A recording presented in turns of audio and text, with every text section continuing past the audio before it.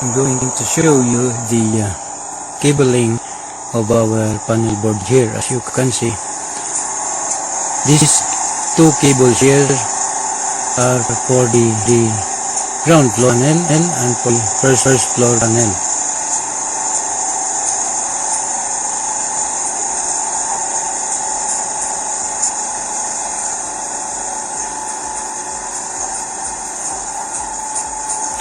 And this one is the cable that are going to the outside part of the building, which will connected to the service entrance.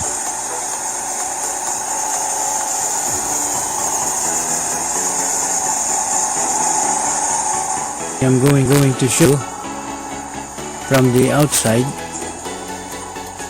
For the meantime, we are going to roll on the cable from the outside while we are waiting for the service provider to install for us their service entry cable.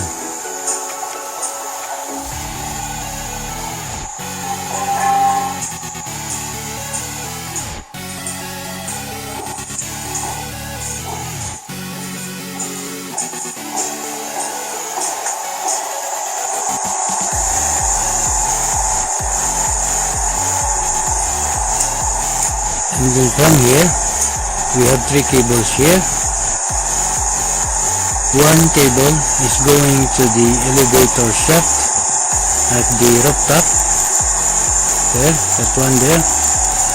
And these two cables, the one is going to the first floor, and the other going to the second floor panel board. So this one here is for the first floor panel board, and this one is for the second floor panel board.